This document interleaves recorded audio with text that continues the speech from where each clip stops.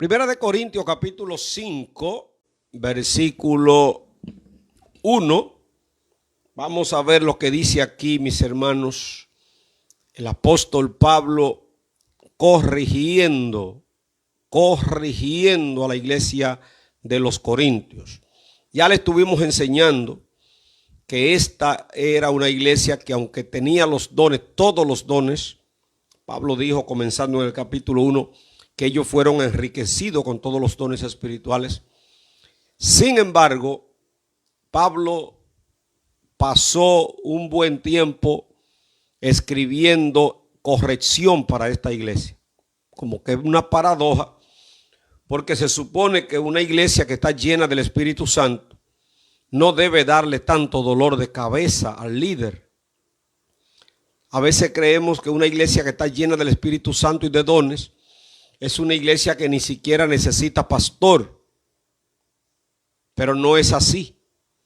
De acuerdo a lo que vemos en Primera de Corintios y en Segunda de Corintios, nos damos cuenta que una iglesia como esa, llena de poder, tuvo el apóstol Pablo que hablar tan duro, tan fuerte, porque la unción que tenían y los dones que tenían no lo administraban bien, y por el contrario dejaban ver un tipo de inmadurez que no se correspondía con los dones que ellos recibieron. En el capítulo 5, aquí el apóstol Pablo presenta su carácter recio, su carácter fuerte frente al pecado. Su carácter fuerte frente al pecado. El que amemos a los hermanos, el que tú ames a aquellos que están bajo tu cuidado, no quiere decir que usted le va a pasar paño tibio o usted le va a pasar por alto su condición de pecado. El pecado lo fue y seguirá siendo siempre el peor cáncer que puede atacar a la iglesia. Y el apóstol Pablo estaba convencido de su responsabilidad en cuanto a su liderazgo. Un liderazgo responsable va a tratar de mantener a la iglesia santificada. Y nosotros, cuando vemos el caso de Ananías y Zafira, que fue un estudio que ya dimos, y otros casos que presenta no el Antiguo Testamento, sino el Nuevo, podemos ver cómo los apóstoles no daban oportunidad a que el pecado se estableciera en la iglesia como algo normal. Aquí en el capítulo 5, el versículo 1, dice el apóstol Pablo a los Corintios: de cierto se oye que hay entre vosotros fornicación.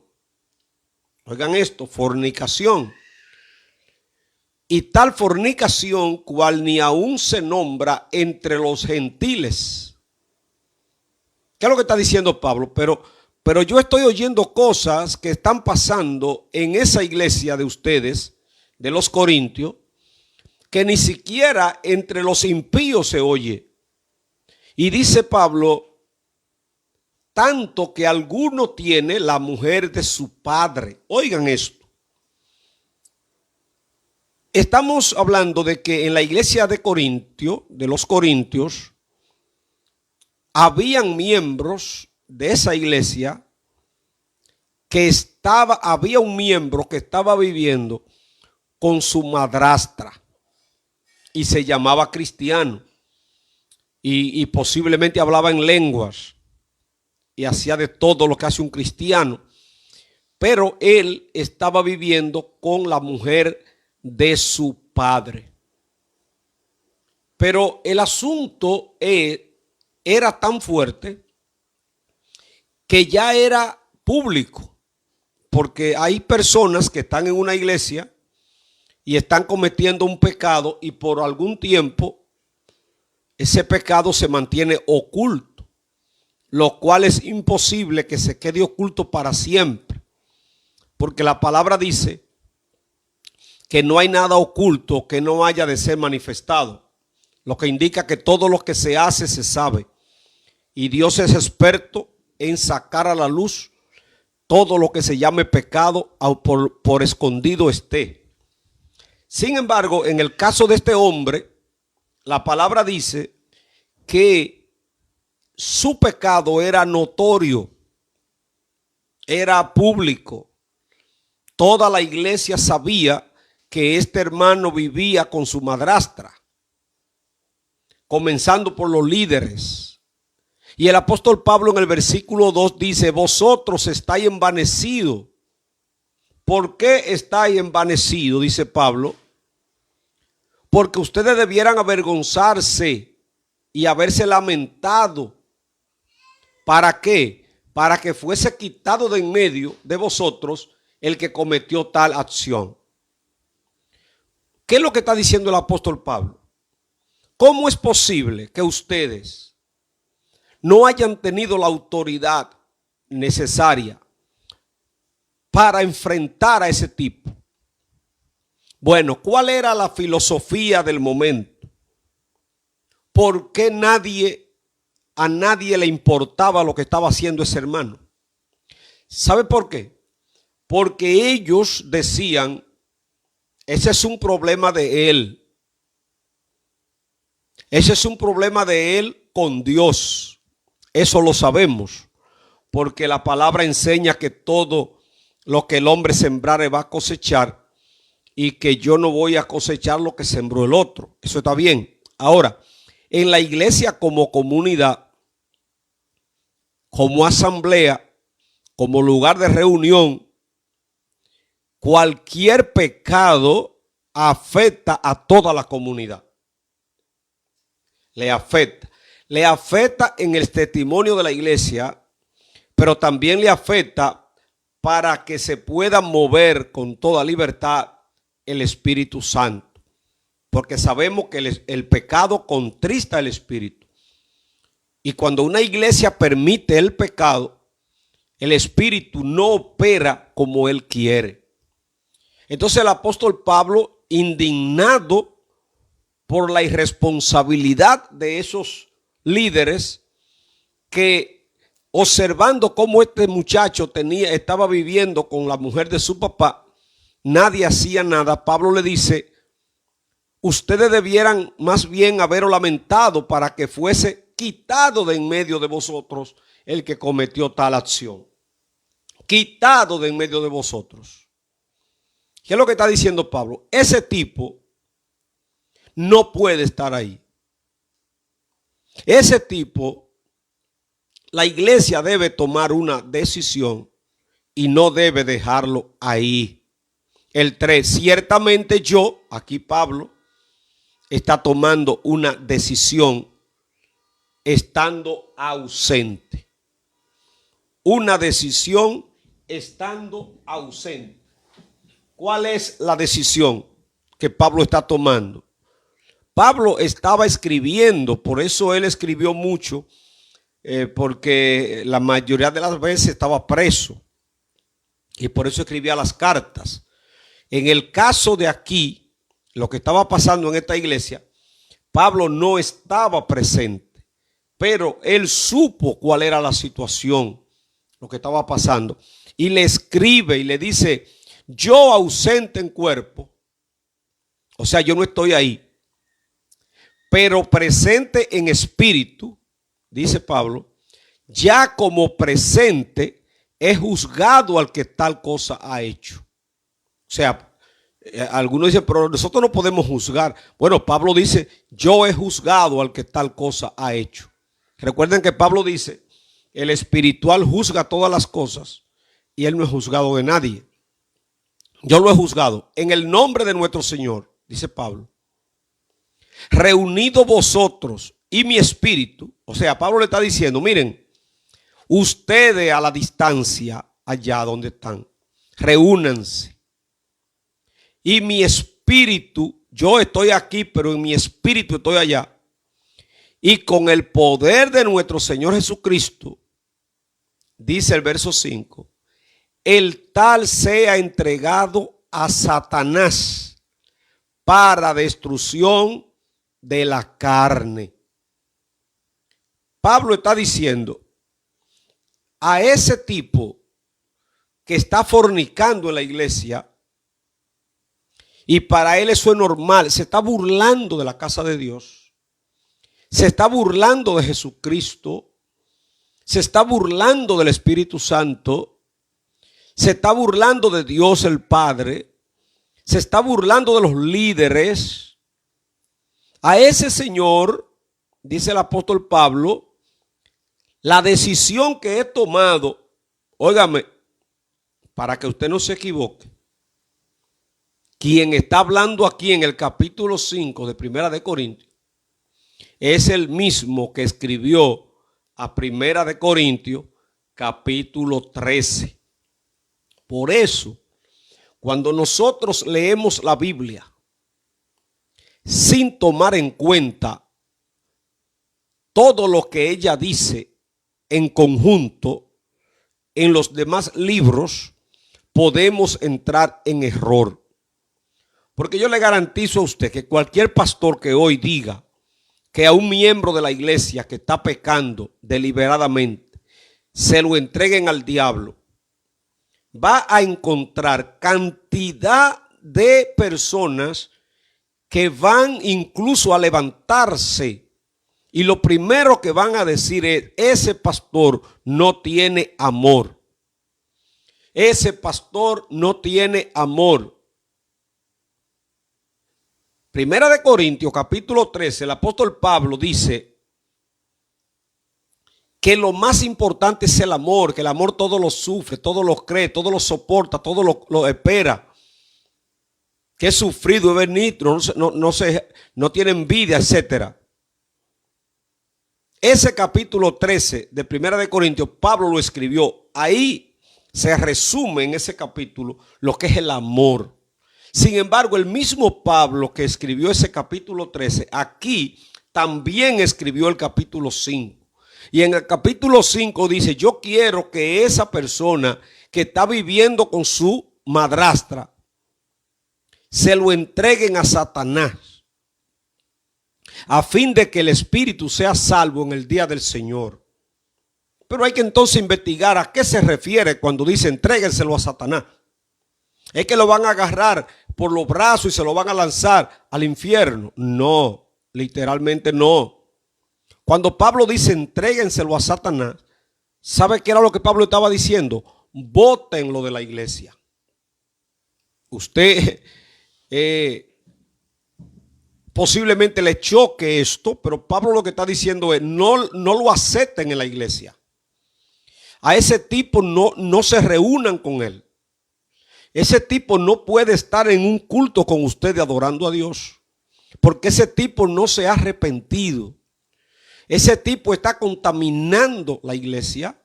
Ese tipo está dañando el testimonio de la iglesia. Y la única solución para él es que el diablo lo agarre y le destruya la carne. Dice: sea entregado a Satanás para la destrucción de la carne, a fin de que el espíritu sea salvo en el día del Señor Jesús. ¿A qué se refiere Pablo cuando dice entréguenselo a Satanás para que le destruya la carne? Miren, mis hermanos, atiendan. Una de las armas que el diablo tiene para utilizarlas rápidamente cuando un hijo de Dios sale de cobertura, atiendan bien esto. Cuando un hijo de Dios sale de cobertura, esto es, de la protección que le brinda el estar bajo obediencia, el diablo inmediatamente, usted sale de cobertura, viene con lo que lo caracteriza, su maldad, y va a meterle mano a tu carne, lo que indica que posiblemente la destrucción de la carne a la que se refiere aquí Pablo es: vamos a dejarlo sin protección para que el diablo venga y lo desbarate con una enfermedad, para que Satanás le quite toda esa arrogancia que tiene, para que cuando su carne se le destruya, porque ¿cuál es la forma de que la carne se destruya? Es con una enfermedad. La destrucción de la carne tiene que ser con una enfermedad. Entonces Pablo está diciendo, suéltenselo a Satanás. Miren, hay muchísima gente que el diablo está loco porque Dios se lo suelte. Para meterle mano, destruirle su salud, destruirle su finanza, destruirle todo, hasta su familia muchas veces, si esa familia no tiene cobertura. Entonces Pablo está diciendo, miren, a este solamente le queda un camino, el proceso.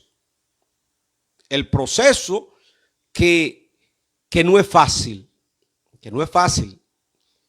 Hay un alto porcentaje de cristianos que su prueba no son porque Dios se la mandó o se la permitió para que ellos alcancen un ministerio. No, hay cantidad de procesos que son el producto de desobediencia, que no le han dejado a Dios otra opción que no sea el destruirle su carne. Porque la carne se destruye de muchas maneras. Una enfermedad de un órgano del cuerpo, pero también cantidad de problemas que le llegan y que lo llevan a sufrir en carne propia. Hay mucha gente hoy que están sufriendo en carne viva la consecuencia de vivir en desobediencia a Dios.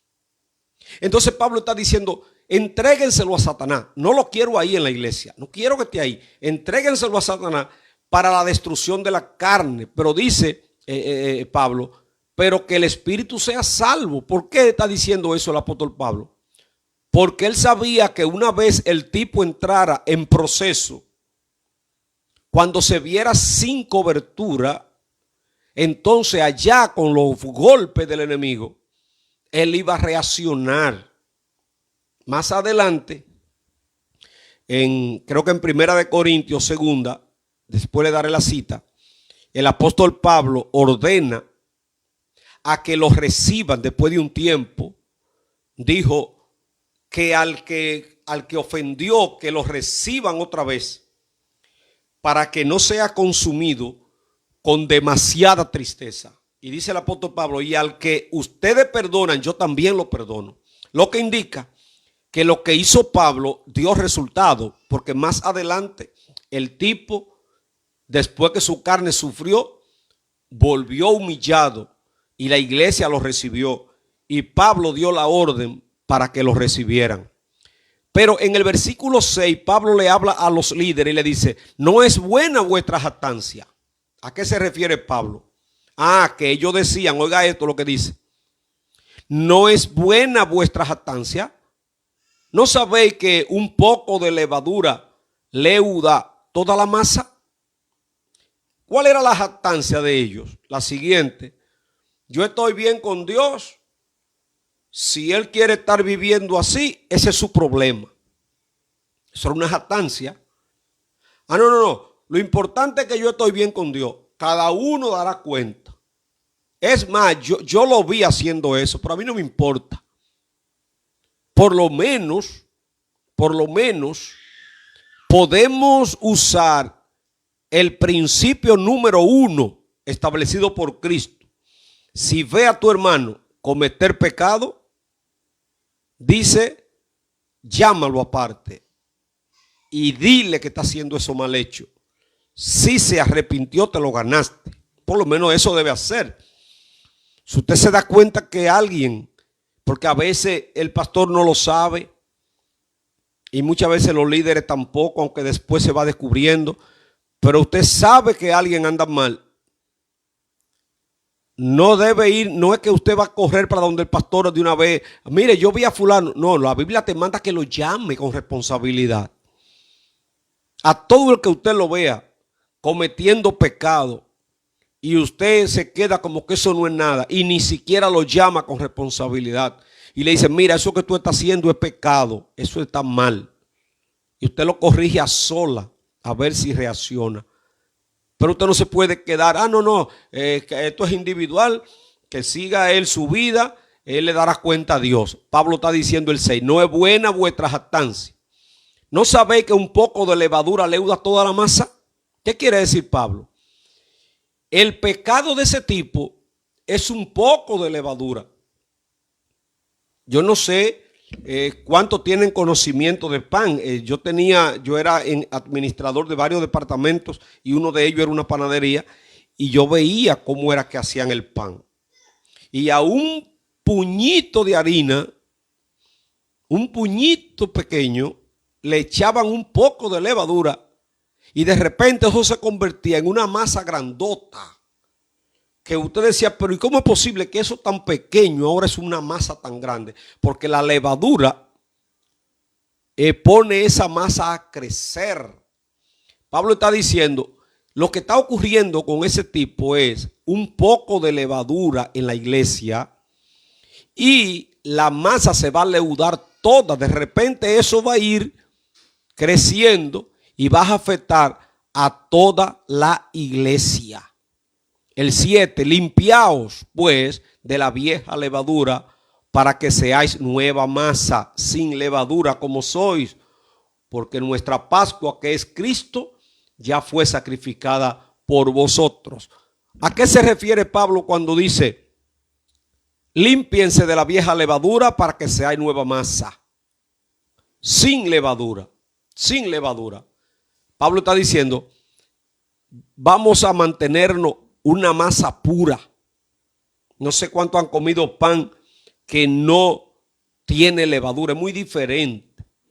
Aquí cuando Pablo habla de una masa sin levadura, es un tipo de creyente sano, es un tipo de creyente puro, es un tipo de creyente íntegro, es un tipo de creyente que no soporta el pecado, es un tipo de creyente sin mancha y sin arruga. No quiere decir que no vas a cometer faltas, porque nosotros todos somos humanos y cualquiera puede fallar en un momento. A eso no es que me refiero. No tenemos alas, no andamos por los aires. Cualquiera falla. Pero cuando el apóstol Pablo habla que seamos masa sin levadura, es que debemos ser cristianos totalmente puros. Exactamente. Así que celebremos la fiesta no con la vieja levadura, ni con la levadura de malicia y de maldad, sino con panes sin levadura de sinceridad y de verdad.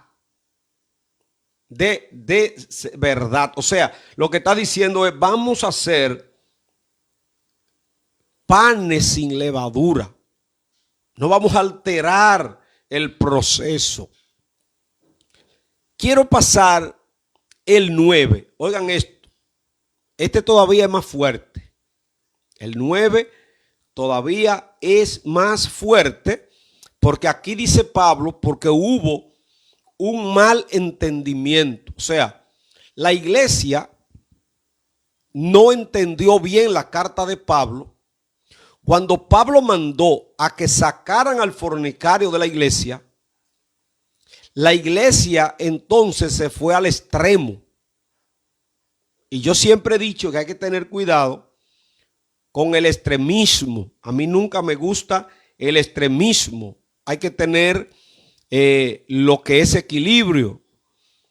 La iglesia que estaba apática y que no quería meterse en el asunto del pecado de ese tipo, ahora que recibe de Pablo la instrucción, ahora se va al otro extremo, de tal manera que ahora no solamente expulsaron al tipo, sino que ahora le están corriendo hasta los impíos. Parece que ellos entendieron, bueno, a partir de ahora yo no me junto con ningún impío, yo no me voy a contaminar, yo no voy a andar con gente que anda allá afuera, aun sea mi familia, mi vecino y mi amigo. Entendieron mal. Entonces, en el versículo 9, Pablo pasa a explicarle ahora que eso no fue lo que él le dijo. Él le dice en el 9, os he escrito por carta que no se junten con los fornicarios. Le está diciendo, le he escrito por carta que no se junten con los fornicarios. Ah, pero ellos ahora no se querían juntar con nadie. Y si la iglesia se esconde porque le tienen miedo a los que están allá afuera llenos de pecado, ¿quién se lo va a ganar? No, la palabra tiene coherencia. Por el contrario, Jesucristo dijo, los sanos no necesitan médicos, sino los enfermos. Por lo tanto, dice el apóstol Pablo, aquí en el 9, yo le escribí que no se juntaran, no fue con los fornicarios de allá afuera. Miren lo que dice el versículo 10. No absolutamente con los fornicarios de este mundo. Yo no le hablé de eso a ustedes. Estoy en el 10, ojalá que ustedes lo tengan ahí. En el 10 dice, no absolutamente con los fornicarios de este mundo, o con los avaros, o con los ladrones, o con los idólatras, pues en tal caso, o sería necesario salir del mundo. Claro, Pablo le está diciendo, si ustedes no se van a juntar con los fornicarios, con los hechiceros, con los borrachos, con toda esa gente que están allá afuera, entonces van a tener que irse del mundo porque el mundo está lleno de eso. Y si no fue eso lo que Pablo escribió, ¿qué fue entonces? El versículo 12. El versículo 11 dice, atiendan hermano, más bien os escribí que no se junten con ninguno que llamándose hermano, aquí está el asunto, no se junten con ninguno que llamándose hermano fuere fornicario, avaro, idólatra, maldiciente, borracho, ladrón, con el tal ni aún coman. Tremendo, ¿verdad? Tremendo. ¿Qué está diciendo Pablo? Yo no quiero que ustedes sean compañeros ni se hagan amigos de personas que llamándose cristianos hagan eso. Pero ahora la cosa se puso difícil. Sí, porque lo que Pablo está diciendo es que usted tiene que saber elegir con quién anda. Yo tomo muy en cuenta con quién me junto. Dice un refrán, dime con quién andas y te diré quién eres. Y dice la palabra en Amós, ¿andarán dos juntos si no estuvieren de acuerdo? Es fácil saber por dónde anda cada uno si observamos con quién se quiere juntar. Por eso el cristiano tiene que saber con quién se junta. No quiere decir que lo salude. Eso no. Estamos hablando de un amiguismo, de usted compartir. Porque lo que usted me está diciendo a mí es que está de acuerdo con la conducta de esa persona. Una persona que anda fornicando. Y recuerden que Pablo está hablando de alguien que está en la iglesia. Yo por eso siempre le he dicho a los hermanos, y especialmente a los nuevos, que traten de acercársele a personas íntegras. Que traten de acercársele a cristianos que son ejemplos, que tienen buen testimonio. Que eso le ayudará a crecer saludable. Si se juntan con personas que tienen problemas de lo que menciona Pablo aquí, termina usted también embarrado. El apóstol Pablo dice, no participe en las obras infructuosas de la tiniebla, sino más bien reprendedla. Vuelvo al 11, más bien os escribí que no se junten con ninguno que llamándose hermano, sea fornicario, avaro, idólatra o maldiciente, o borracho o ladrón, con el tal, ni aún comáis. Ni aún comáis. Entonces, yo tomo muy en cuenta eso. Si usted ve a alguien que le gusta mucho andar con alguien que tiene problemas de pecado, o se lo apoya, porque si fuera a andar con él para tratar de que se devuelva de su pecado, está bien. Pero si usted anda con esa persona sabiendo en lo que está, ¿sabe lo que usted le está diciendo a esa persona? apoyo tu vida. Yo sé que tú estás en pecado, pero yo te apoyo. Yo te apoyo. Entonces ahí usted está siendo copartícipe de lo malo. El 12, porque ¿qué razón tendría yo para juzgar a los que están fuera? Dice Pablo, yo no puedo juzgar a los impíos. Eso, no juzgáis vosotros a los que están dentro, porque a los que están fuera, Dios los juzgará. Y oigan cómo termina diciendo Pablo, quitad pues a ese perverso de entre vosotros. En ese versículo 13 termina el pasaje. Quitad pues a ese perverso de entre vosotros. Cualquiera no cree que el hombre que escribió a Primera de Corintios capítulo 13 ahora está mandando a que quiten a ese perverso y que lo boten de la iglesia. Sí, pero así fue. Así fue. En este tiempo es muy difícil que eso se vea, de que se vote a una gente de la iglesia. Casi yo no recuerdo haberlo visto. No creo haberlo visto. Pero cuando nosotros vemos lo fuerte que es Pablo con este tema, lo que debemos tomar en cuenta es el daño que le hace a la iglesia cuando alguien desempeñando ministerio está viviendo en pecado. Esa persona que viene y te ministra a ti en pecado, lo que te ministra no te va a bendecir. Esa persona que va y quiere hacer la obra de Dios arrastrando esos pecados, lo que lleva es opresión a donde va. Porque lo que dice la palabra es que usted no puede dar lo que no tiene. La iglesia debe luchar para que se mantenga la santidad y todos nosotros debemos cuidarnos del pecado. Cuando la gente peca porque resbaló, porque en un momento dado de descuido tuvo un desliz, Dios lo restaura, Dios lo levanta. Eso yo lo he visto.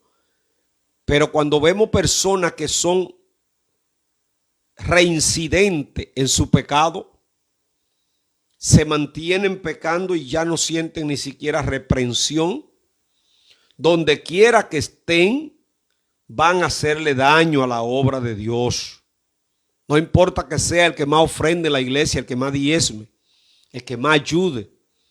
Hay cantidad de gente que creen que van a poder chantajear a Dios con una ofrenda, ayudando a la obra de Dios con una ofrenda, y por otro lado están pecando deliberadamente.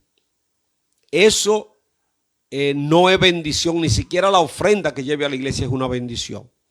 Es una persona que está bajo juicio, bajo maldición. Entonces nosotros, como el apóstol Pablo aquí dice, tratemos de que el que está actuando así no tenga nuestro apoyo. No tenga nuestro apoyo. Cuando él se dé cuenta que no tiene el apoyo, posiblemente se avergüence y se humille. Pero si usted se pone a celebrarle su pecado, esa persona va a creer que está bien y va a seguir en su mal camino. Pero en otra parte, dice el apóstol